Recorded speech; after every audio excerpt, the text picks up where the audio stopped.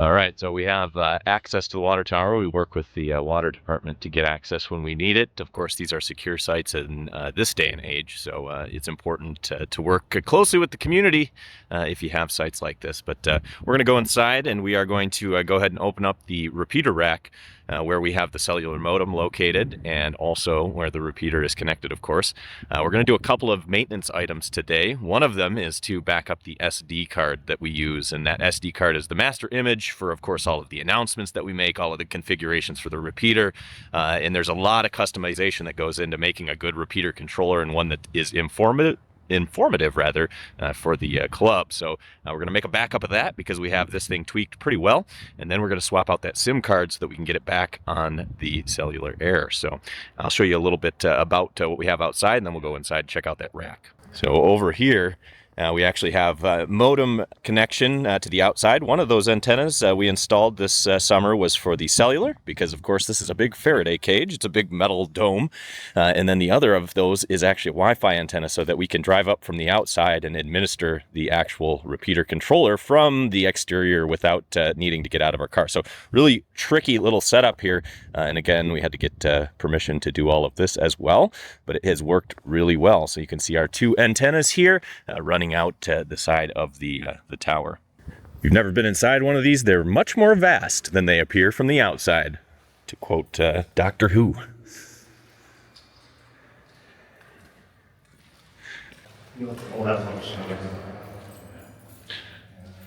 And here we are in the repeater cabinet that we're going to open up here shortly to make our adjustments.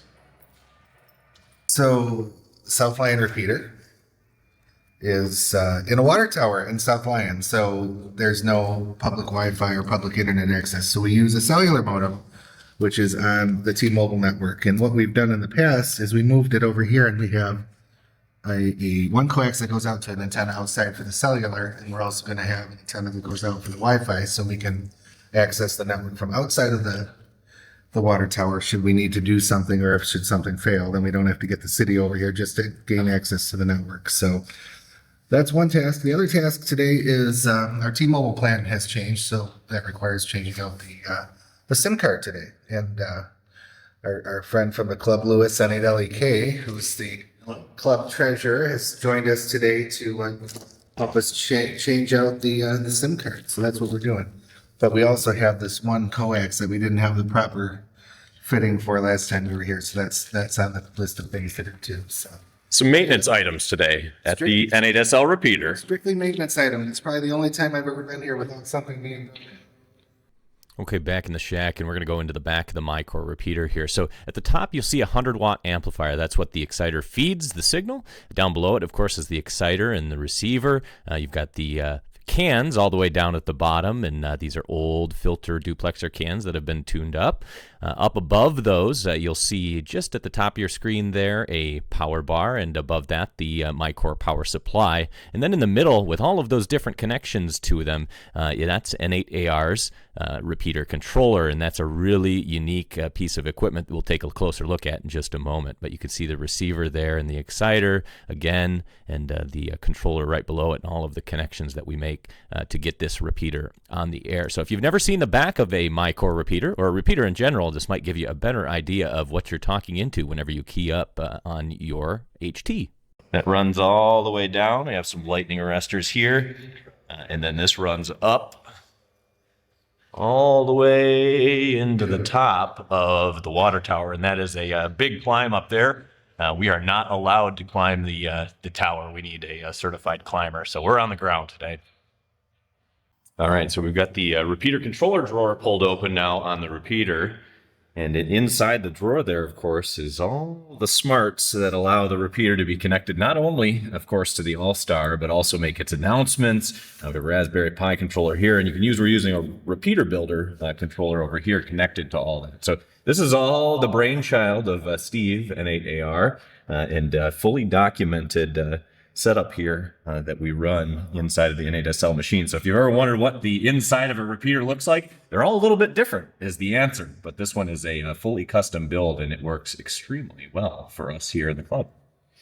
Okay, let's get inside. So you've got the repeater builder USB RIM. That's the repeater interface module. The Raspberry Pi running ham VoIP. At the top, a board that allows us to control the relay module. There is a watchdog controller and an LED control panel up in the top corner there. And then at the back there is a power distribution. And then, of course, all those ports that feed out to the external controls that we need for the repeater. Bringing the machine back online here. Power back up. SD card is imaged, and the cellular has been updated. Wait for that to come back online over here.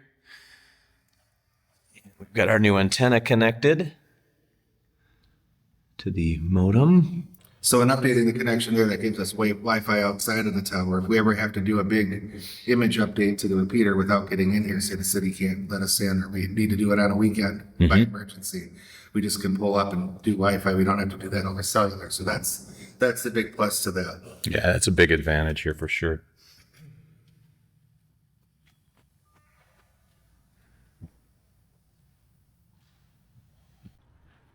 All right, that is little maintenance tasks on the repeater completed today. Rory got us reconnected to the internet with the help of Lewis. New SIM card in our cellular modem. We got our external antenna hooked up, and that'll allow adminning from out here where we don't need to gain access all of the time for small tasks and backing up images and that type of thing.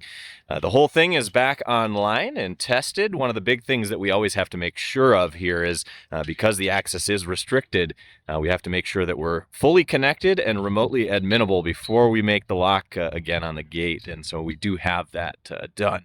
And so that means the N8SL machine is back online, at least for another couple of months. We have some big projects planned later on this summer. And if we bring those to fruition, we'll certainly bring you along for the ride. So N8JRD with the Everyday Ham. And thanks for stopping by for a little more out in the field practice and play. We'll catch you next time. 73, guys. So in the back of the water tower, we also have some storage, which is where a lot of our original civil defense gear came from. And so the club's been around for quite a few years at this point, and a lot of this stuff is hanging on from a long time ago. So you can see some of the civil defense gear, the masks, of course, the dosimeters here, all gear that has been donated, of course, to the club over the years. And some of this stuff is certainly interesting to have. And you can see some of the radios over here as well. This is all from Civil Defense, some Heath Kit goodies up here. All old stuff. Some of it is very neat, and I'm imagining a lot of it is still in functional condition because it's been gone through. But very old gear, lots of goodies down here in the cabinets.